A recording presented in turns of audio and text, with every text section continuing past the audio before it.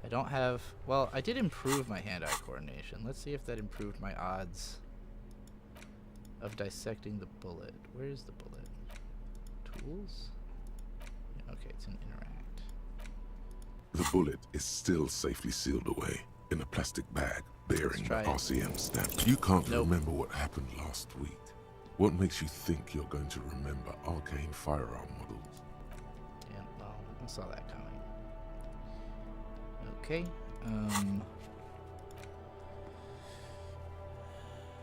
I'm not sure where on the boardwalk I'm supposed to check for bullet traces. But I can't even finish that quest anyways until I get to the island. I can't convince Titus, I failed too many times. Can't find the giant ice bear fridge.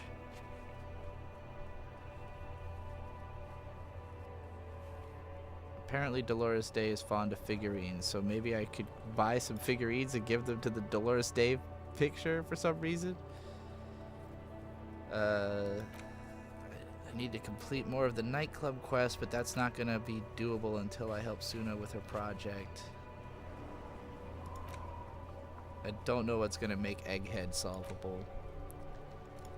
I bought the spirits from Rosemary. I'm not sure. It says I did that. I don't know what's, I guess I needed to have necktie equipped for that to continue. Cleassi's not going to talk to me without Kim. I probably could afford the track pants, couldn't I? I feel like I have enough. I don't know if there's really a point. I could drink some booze. I still haven't found a boule. Still don't know who I can talk to about the tattoos. I don't know who to talk to about the gun. Yeah, I definitely feel like I'm out of options. Other than buying the pants. Let's go see what those pants cost. Maybe I could make more prank calls or something.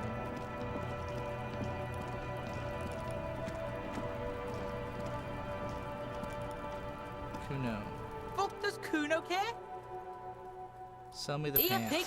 We're fun now. Performance buddies. Kuno could already see you soaring through the air like a fucking eagle. Pig's in Kuno's debt now. Money debt? Money debt doesn't mean anything. He's just saying words. You're not in his debt. I mean, I could, I Been guess, waiting for try you to to take fucking the... man up.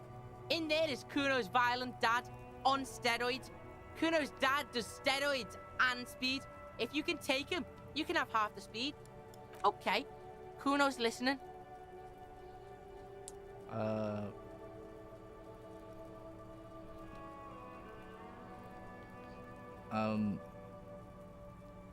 I'm going Sure, in. whatever.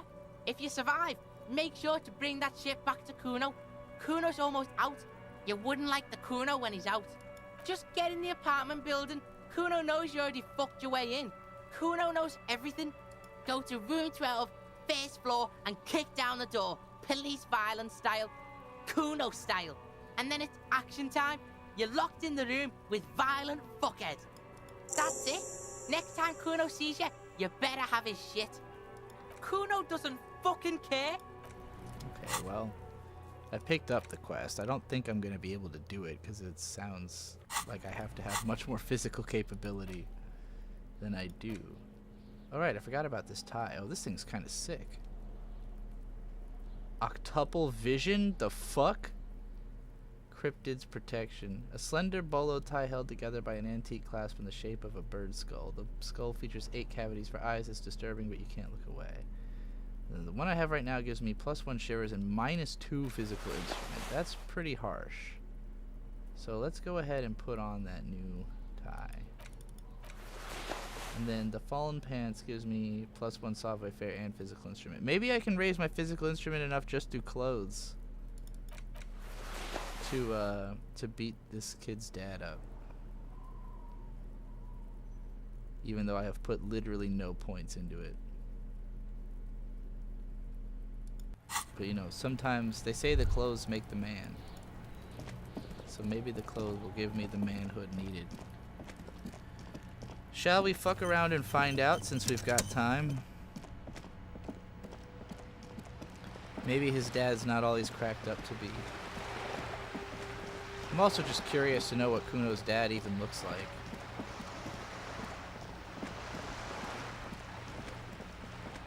Is it gonna be the obvious? Or is it gonna be something else entirely? He told me he was on the first floor. I'm guessing it must be that room over there, right? Yeah. Alright, let's knock it down police violence style. A shabby door Kuno hangs style. oddly on its hinges, secured to the doorframe with a safety chain. An unpaid energy bill is attached, threatening to cut off the electricity. It's addressed to Mr. Uno de Reuter. Cut the chain. Snip. The cutter goes through them like dead Cast leaves. that with 4. The links fall to the ground on the other side of the door. You can just go in now. Hell yeah. Alright, Kuno's dad, where are you? I don't see anybody.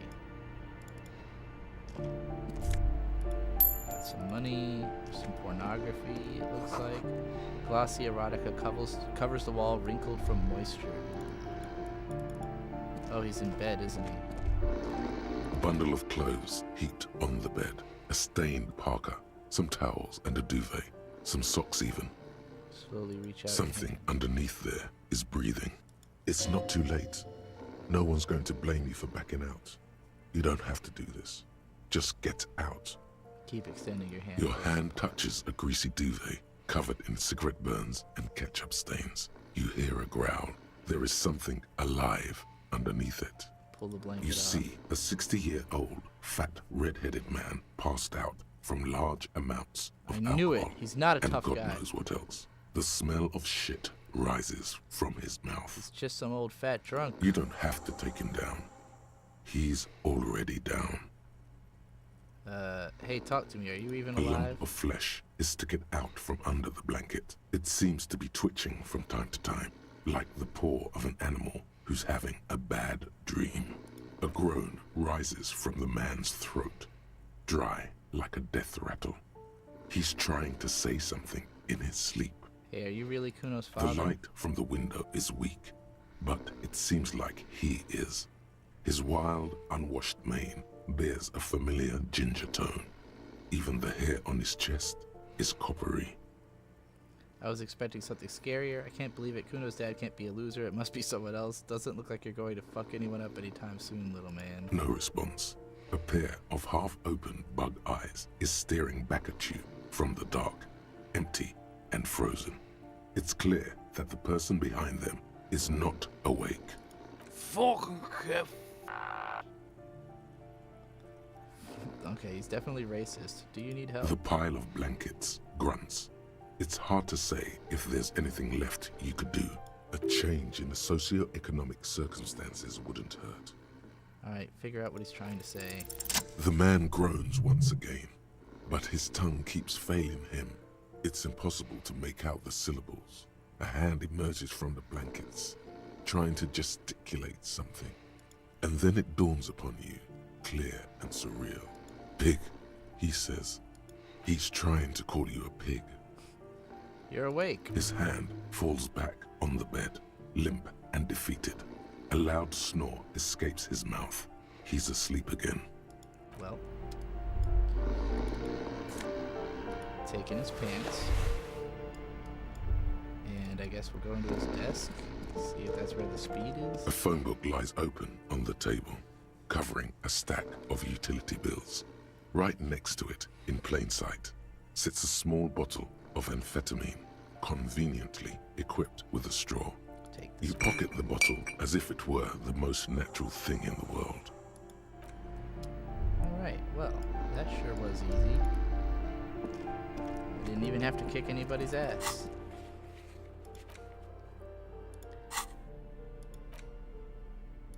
What is this? Speed bottle, right. How convenient. Someone has equipped this tiny bottle of amphetamines with a straw. It's the Lori Med Speed on the go. Where's those pants I picked up? Is it these? No. Those are the laborer jeans I already had, right? These ones. Regular black jeans. +1 composure. A normal day for a normal guy. Thank God for black jeans. Everyone looks good in black jeans. Combine it with your favorite book t-shirt and a yellow plastic bag to channel that laid-back trash bin raccoon meets a cool professor vibe. Or do whatever you want. It's just a pair of black jeans after all. Book shirt? Who wears shirts based on books? Did they mean band shirt by chance? What am I, a fucking nerd?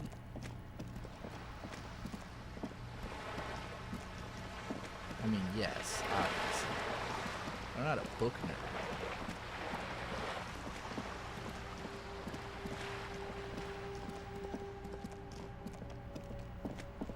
Alright.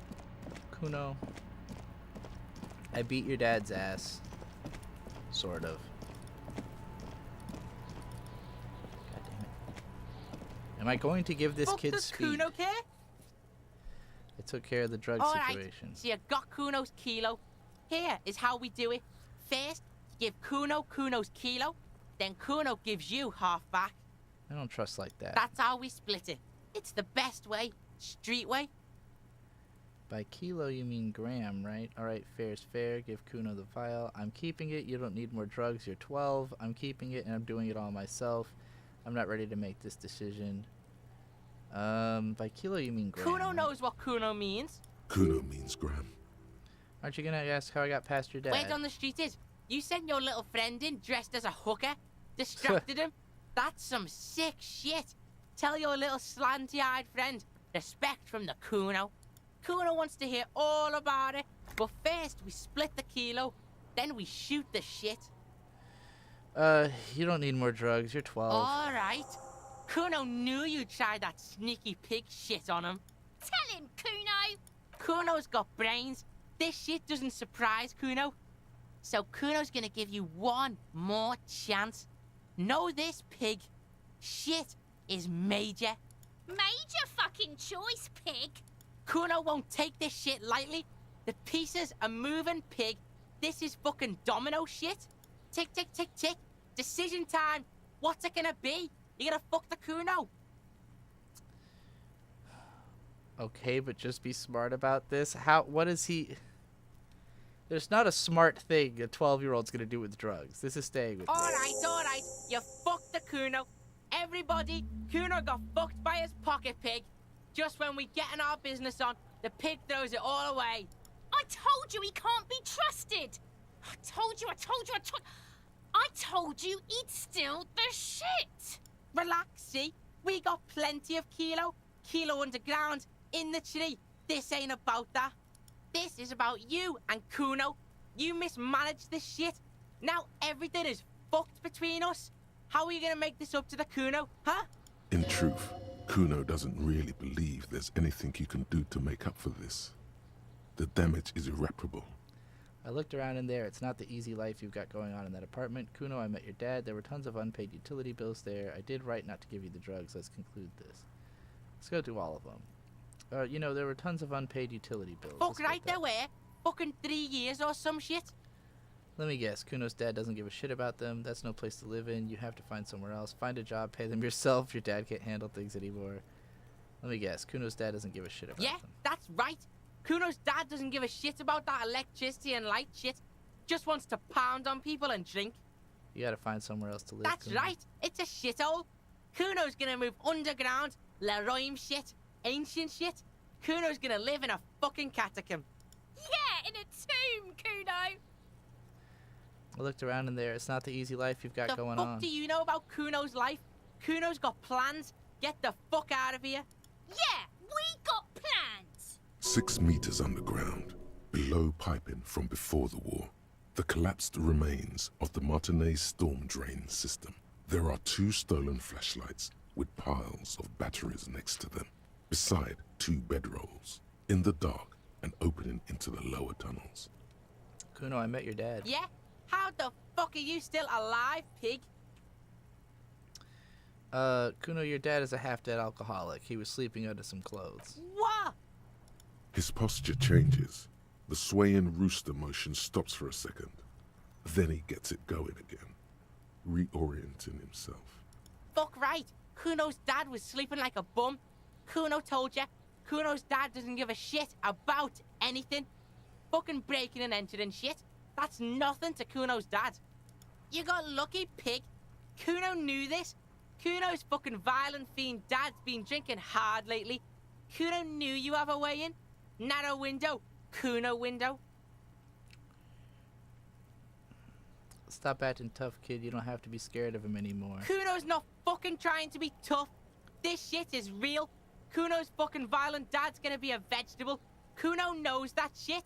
Stroke shit. Stomach fucked up, and Kuno's gonna go out like that too. Gonna be just like Kuno's violent dad. Speed shit, crime shit, fucking on the bed. Go out West Revachol style. Stop saying all this sad shit, Kuno. There's a touch of grief in there. Fuck you talking sad? Kuno's got hard shit, death shit, nothing shit. You don't have to turn into that. Get your fucking nun-ass out of here before Kuno fucks it dead. You think 'cause you took Kuno's speed, Kuno's gonna sub like a turn into... Kuno ain't turning into shit. Kuno is that shit. Kuno won! Oh, you won, Kuno! He did not win. There is a crack in there now, and it's spreading across the face of his certainty. I did right not to give you the drugs. Let's conclude this. That didn't change shit, pig. That only made things worse. Fucking social worker shit. It doesn't work, pig. It doesn't work, Kuno. Only our shit works. She tries to bind their fates together. She needs him. Bad. Alright, Kuno doesn't fucking care. Well, I might have fucked up my friendship with Kuno, but...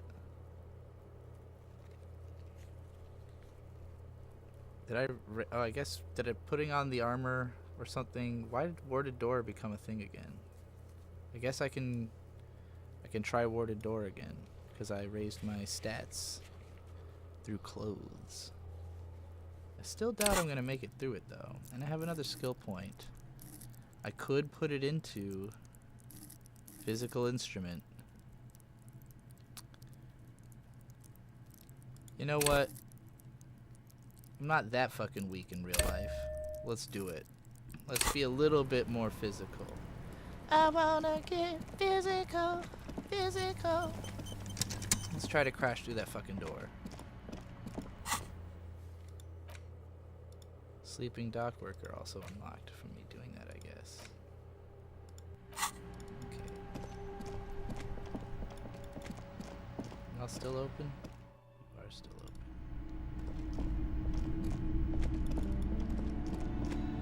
A heavy door with a missing handle stands before Oh, I've you, got way better covered in odds. dozens, if not hundreds, of Seminese Broke into trinkets Kuno's and parents' charms. apartment, gave it me appears more. to be locked. I guess the more apartments I've broken into, the more belief I have in my ability to do it. Nope, I failed.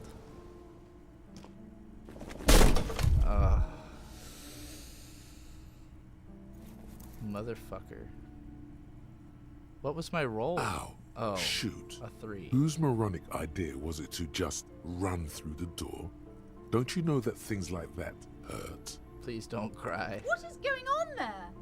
I warn you, don't tempt the spirits, officer. It barely looks like you've done any damage to the door, however. Well, my odds were a lot better, but I rolled low as fuck, so in the end, the RNG gods did not bless me with that one. What else have I got going on? There was something else that said I could try again, right? Sleeping dock worker. Let's try that. He should be here by now, I think. It's around that time, right? Nope, not here yet. I remember this lady. I can't talk to her. Or these 3 fuckos. I'm gonna go pee again.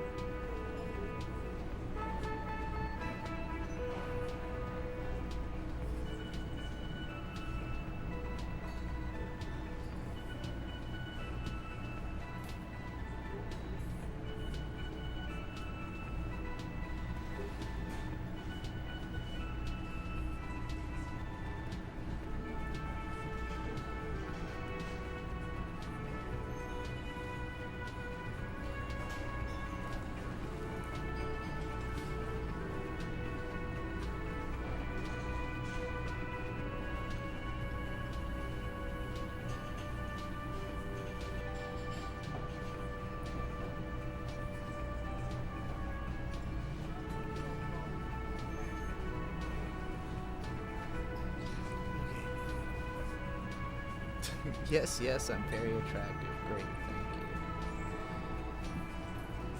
you. Alright. What should I do to kill the last hour before I can go to bed? Sleeping dock worker's not here. Probably want to heal.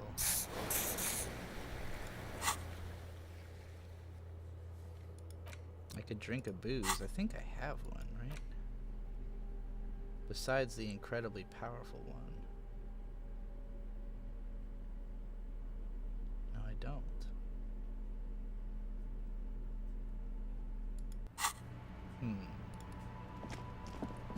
I guess I can just sit on a bench, pass a little time. Now that Kim's not here.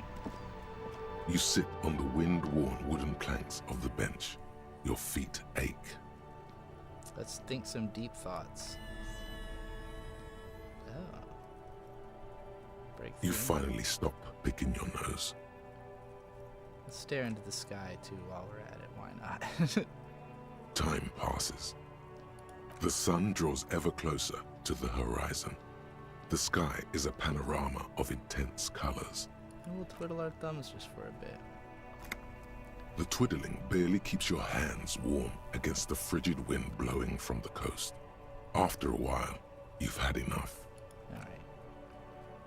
What did I gain? The Jamrock Shuffle. Creepy ass images. In a way, yes, you are treasure hunting. Most officers from Precinct 41 do what is called the Jamrock Shuffle, cracking open containers.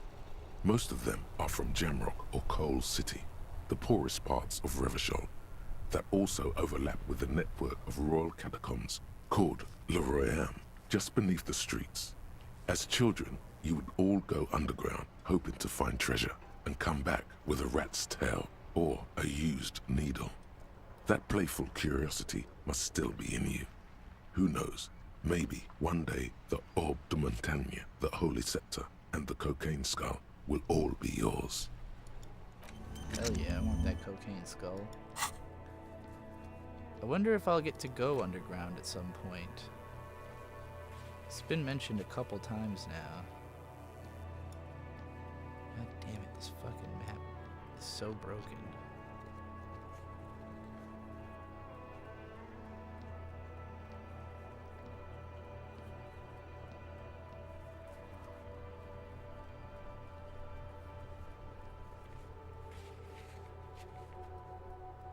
Church doors.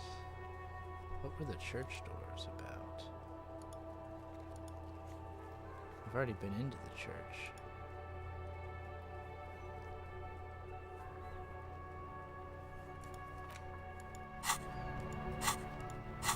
It said logic medium on the white envelope, which makes me think they You take the legal documents out of the envelope. A 12 to 40 month construction period and the zoning plan in the addendum. My chances are low, I guess because I haven't put any points into logic. Let's try it anyways. There doesn't seem to be anything of interest here. Oh, critical No failure. fine print. You're smart. You can read. Well, guess I can't read that well. Alright, I think I'm gonna go ahead, put my character to sleep, and continue this on another stream. Probably next Friday, unless I end up finding time on Wednesday.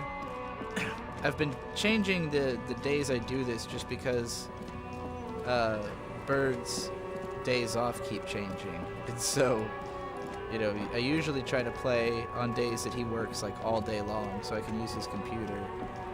And it had been that he was off on Tuesdays, or no, that he was off on Wednesdays, but now he's off on Tuesdays, I mean to say. But I might end up wanting to stream other stuff. That's really the biggest reason I want to limit this game to once a week, is that I just want the ability to stream other stuff, and like, you know, again, I was trying to get through this game as quickly as possible to get to other things, but it's just come to be where there's too much other things. Like, there's too many other things I want to play on stream that this is kind of in the way of. but I still want to continue it. So we'll say Fridays. I'll try to start a little earlier next time and maybe play through all of day 5. You know, like maybe make it a really long Disco Elysium stream. It's getting cold, this late in the night. Time to call it a day. Yeah.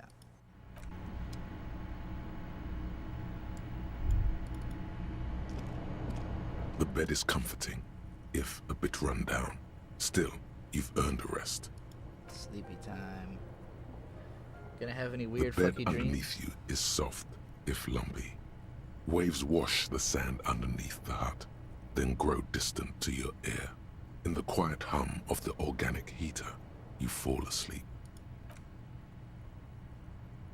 Fucky dreams. Like a deftly cast fishing net, sleep pulls you out of the world and into its dark shore.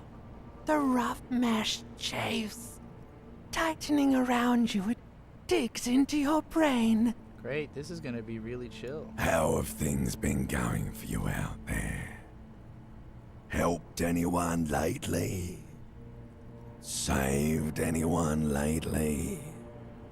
Murdered anyone lately? This bastard isn't even listening to you. Because you know you are a murderer. A disco music listening psycho killer who offs poor people and then forgets about it. Okay, so I'm a murderer and that's bad. Hear that? He doesn't even flinch. Iceman Iceman? doesn't Am I care Drake? about killing people. That's nothing to him. Sounds like something Drake Blackwater, would feel. under the bridge. The thing he's really scared of Is my ex-wife. is much, much worse than that. What is it? Don't tell him, sister. It's too bad. They're right. This is their function. To keep you from it. Is this like a Silent Hill 2 situation? Why are you doing this? I just want to sleep. We're trying to help you. All these processes, these tortures, voices and tremors are all just distractions, flares and countermeasures to keep you from the last dream. The worst of them all. The last dream? The last dream will be total annihilation. Cinders peeling off the fuselage. We won't be there to help you anymore, Harry. We will be dormant. You will be naked and alone. And the air will smell of apricots. Of hell. An ancient sadness, brother. 10,000 years later, in front of the video rental, there is a warm breath on your face again. Everything is okay again. Everything is so okay. Doesn't sound like it'll be okay. Your eyelids flutter open for a moment. When you close them again, you sense the light of the room around you. You're back. In 2 seconds, the alarm will ring. Honestly, not as weird as my dreams are. The last thought in your head before waking is, maybe you shouldn't have seen that stained glass window in the church. I really feel like I, fucking was responsible for the death of that religious leader lady or something. I don't know. Or she was my girlfriend. Or something. Well, alright then, everybody. That's it for this week's Disco Elysium. I'll catch you all next Friday. Although I'll probably see you before then. On Whams on Sunday night. I might even end up streaming some stuff tomorrow. Maybe I'll play more Steam Next Fest demos. Maybe I'll play more Toho. Maybe I'll do something else. I don't know. I'll definitely have videos coming out. Because that's always a thing. Peace.